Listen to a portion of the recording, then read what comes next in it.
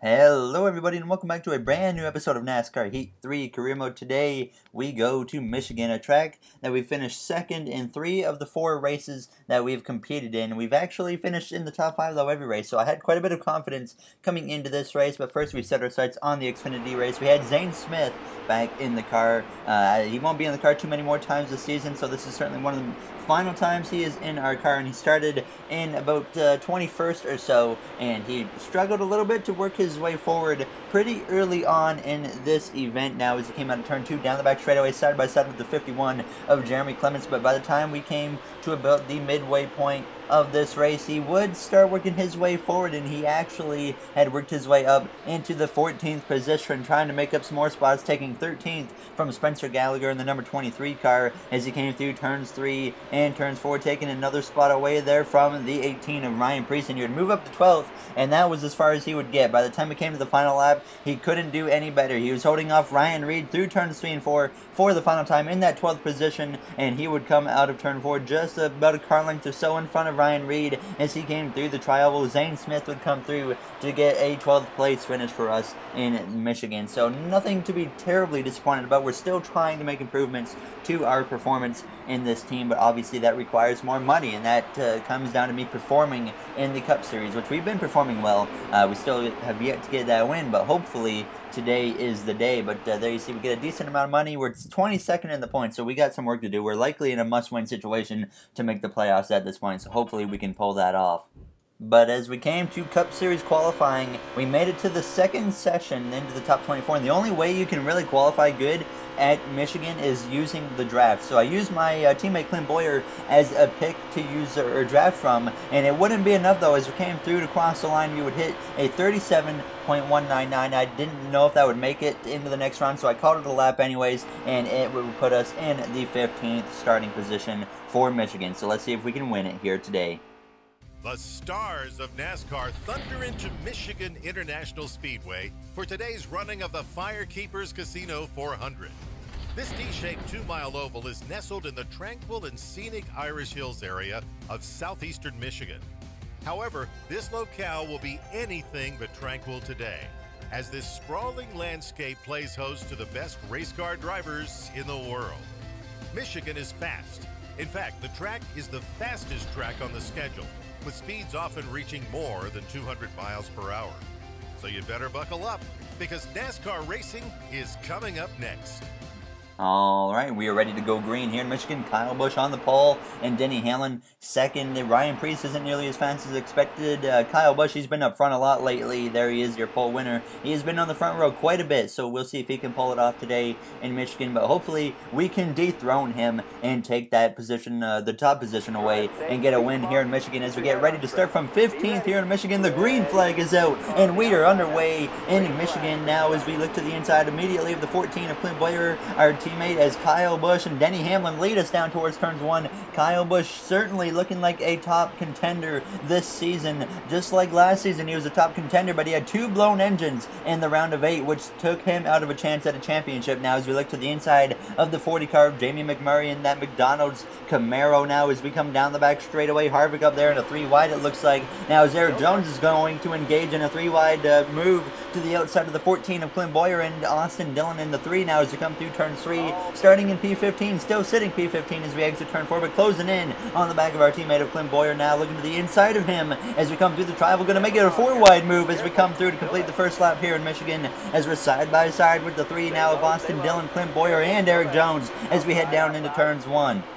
We now sit just outside the top 10 here with Kevin Harvick, our teammate, just in front of us, the only Stewart-Haas driver to have a win this season, as he's going to go up the middle between Larson and Logano. 3 wide up the middle goes Harvick. Now as we get the draft from the 22 of Joey Logano down the back straightaways, as we head down towards turn 3, looking to the outside of our teammate for a brief moment, but not able to make anything happen as they continue to battle 3 wide through turns 3 and 4, as now we jump down to that inside line and looking to the inside of Logano and to the inside of our teammate of Kevin Harvick. Now as Larson has a bit of a checkup as he got blocked there, and we send it to the apron and take a 3 wide with him and Kevin Harvick as we head down towards turns 1. Now, as we have moved ourselves into the top 10 pretty early on in this event now, as we battle side by side with that 42 of Larson, but at a turn 2 we just about clear him, but he is able to stick on my right side just enough now as we come down the back straightaway side by side still with that 42, and we would get ahead of him, and by the time it came to lap 6, sitting in that 9th position, just not really able to go anywhere within the last few laps as we got 3 wide racing just up in front of us with Hamlin, Bowman, and Truex. Bowman, he is doing a pretty decent job this season. I'm not sure if he's in the playoffs at the moment now as we come through turns 3. Kyle Busch continues to lead this race now as we come down the front straightaway. A bit of a pack race right now as we head down towards the line. We send it to the apron once again, taking a 3 wide there with Denny Hamlin and Bowman as we come towards turns 1 now side by side with the 11, and we will edge out in front of him and move into that 6th position here in Michigan now as we look to the inside of the 9 as well as we try to move ourselves into the top 5, but he would get clear of me down the back straightaway. And as we head to the inside of Chase Elliott, though, with a bit of a draft, we have a chance once again to move ourselves into the top 5 as we go 3 wide with Elliott and the 2 of Brad Keselowski, last season's champion now, as we exit turn 4 using that draft from the 1 car of Kurt Busch, who's been carrying the flag this season for the CGR camp in real life and in the video game now as we come through to send it to the inside on the apron now as we head down towards turns 1, trying to early on move into the top 3 here before we get too late into the stage. Certainly a brilliant start to our race now as we move into that 3rd position, clearing the number 1 car of Kurt Busch as we came down the back straightaway, and we would get past Ryan Blaney as well and move into that 2nd position. By the time we were coming towards the final lap in the stage, we would just have a tough time closing in on the 18 of Kyle Busch, who started on the pole and has already gotten a win this season. He might actually be at 2 now, if I'm not mistaken, now as we come down the front straightaway, though, to start the final lap in the stage. We're certainly closing in on the 18 of Busch with that draft as we head down towards turns 1, and I really noticed early on that we can really suck up to cars heading down towards turns 1. It seems to be our strong point now as we come through turns 1 and 2 for the final time in stage 1 down the back straightaway, trying to close in on the 18 to maybe steal a stage victory. We won I believe we won the 2nd stage in Pocono last episode, and we want to get another stage win here today if possible as we come through turns 3 and 4 on his back bumper now as we exit turn 4. Onto the apron we go, trying to make the move for the lead, but it's not going to be enough as we come through the trial. Kyle Busch will win stage 1 and we will get this 2nd finishing position. And I realized early on in this first stage, we certainly have a strong car just like we have every race at Michigan. And we would come to pit road, take 2 cans of fuel, and we would also come to pit road to take 4 tires. So we would come out in the 2nd position, just where we came in, which is always good that we don't lose any positions in the pit stops. And as we get ready to start the 2nd stage, the green flag is back out. Stage 2 is underway. Kyle Busch gets a little bit better of a launch than me, but we close that gap back up now as we come across the line side by side with that 18 of Kyle Busch. Pretty even as we head down towards turns 1. We got the number 1 of Kurt Busch behind me with some help as we head down into turns 1 and turns 2, moving up the track just for a brief moment as we make contact with the 12 of Blaney, and that's going to certainly cost me some time as we drift outside of the top 5 all the way down to the 7th position behind our teammate of Kevin Harvick. We got lucky there. We didn't lose too much time, so we're still in this hunt now as we head down towards turns 3 with Austin Dillon and the number 3 behind me in the RCR camp. He is in. He's certainly leading that team this season. His teammate Daniel Hemrick not having the best rookie season so far as we come through to complete this first lap now. And we look to the inside of Harvick. We're not waiting around in today's race because I know we have a car capable of winning here in Michigan. Now is Kyle Busch, who won stage 1 inside on the pole. He starts to drift back outside the top 5 as we're going to take that 5th position away from him. Is Ryan Blaney in command right now. He is currently outside the playoffs like he was last season. He won the last 2 races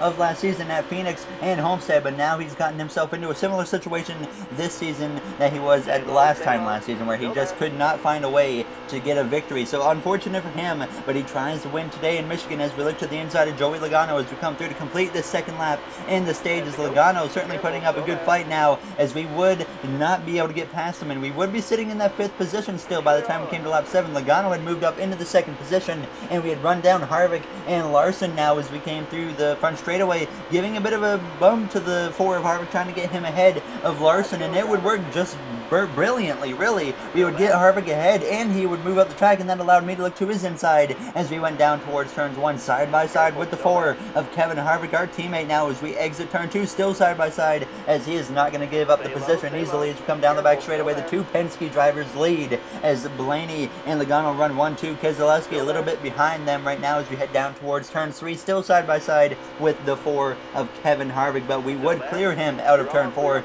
and allow me to take over that 3rd position now as we came down the front straightaway. And certainly looking very strong here once again in the 2nd stage. By the time we came to just 2 to go, we had run down Ryan Blaney, who lost the lead, and we would give him a little bit of a side drive going into turn 3 and look to his inside, trying to take over the 2nd position, and we do so just fine now as we clear Blaney, taking 2nd here, coming to the white flag in the 2nd stage.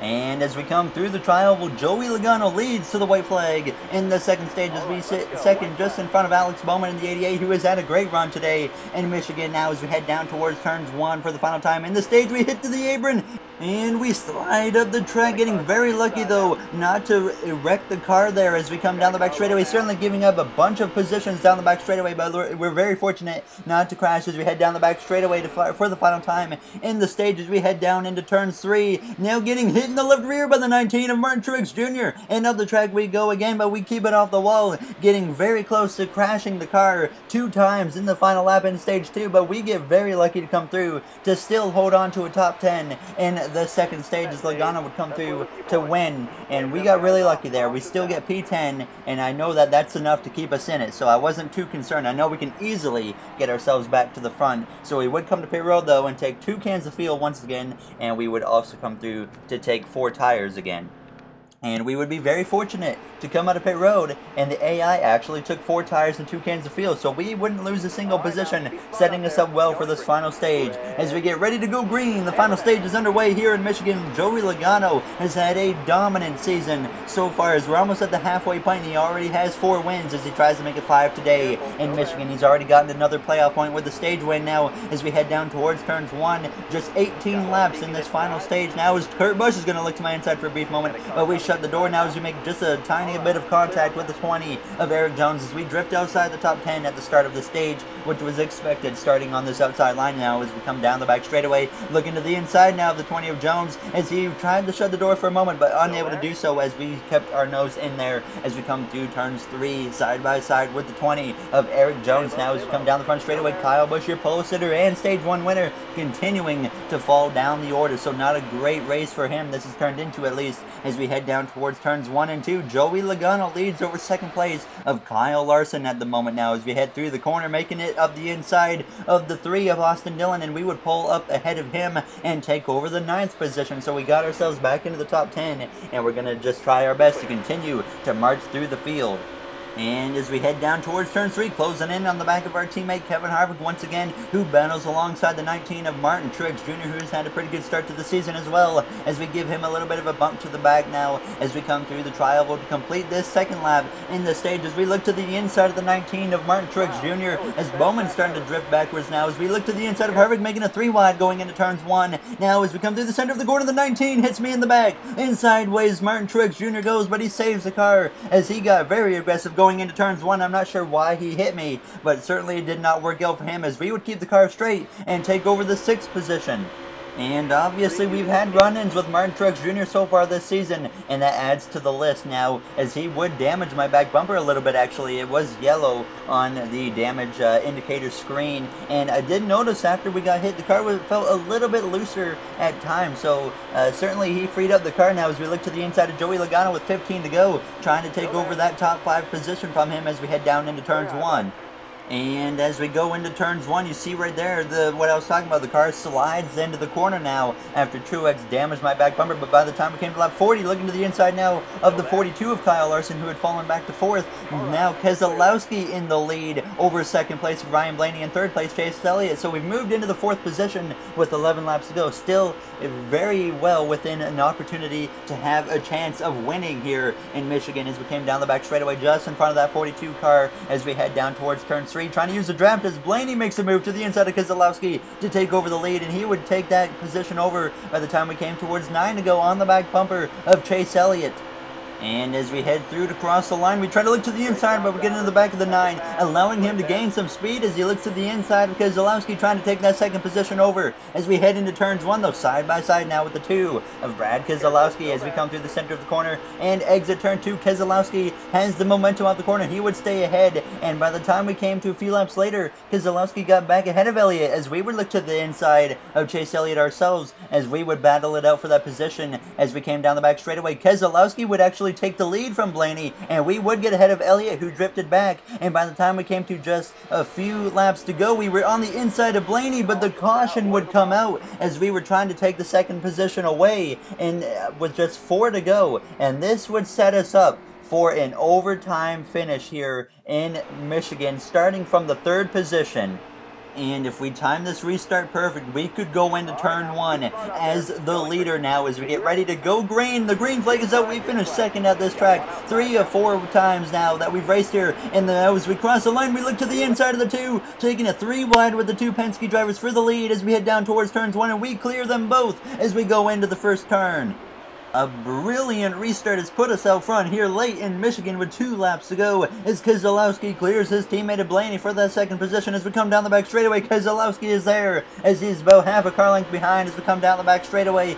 Coming towards the white flag, it's going to be one heck of a battle if we want to hang on to the victory as we head into turn 3. Jones joins the party as Keselowski builds up a run towards the top, and we go up to protect the top line. Now as Jones comes towards the bottom, so we protect the bottom line as we come towards the final lap here in Michigan. 2nd, like I said, 3 times out of 4 races here at this track, and we don't want to have that happen again as we head down towards turns 1 and 2 for the final time, protecting that bottom line over Eric Jones as Keselowski, he tries to build up a run on that outside now as we exit the corner down the back straightaway, making sure I stay down in front of the 20 as Keselowski builds up a run down the back straightaway.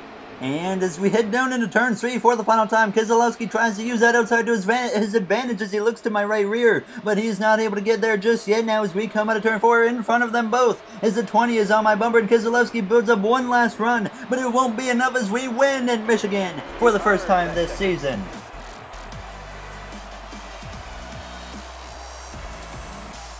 Finally getting to victory lane at a track that we've finished second so many times at already in our career. It's one heck of a feeling to finally get our first win with Stewart-Haas Racing and our first win at Michigan, which could be considered one of my home tracks, really. Michigan, obviously I'm from Canada, but I'm like very south in Canada, like right by Lake Erie. Michigan's about a 4-hour drive from me, and Watkins Glen's about the same. So really, we've won that kind of 2 of our home tracks now, if you consider that. So very cool for us to have, and I'm very, very fortunate that we are able to lock ourselves into the playoffs now. We're the 2nd Stewart-Haas driver to get into the playoffs, so or lock ourselves into the playoffs at least with a win. So very glad to do that. Obviously, I have a pretty lengthy burnout here because my goodness, it's been a bit since we've won, and it's a track that I really wanted to win at, considering how many times we finished in the 2nd position as we come through to end our burnout here at the Victory Circle. So a great race overall, and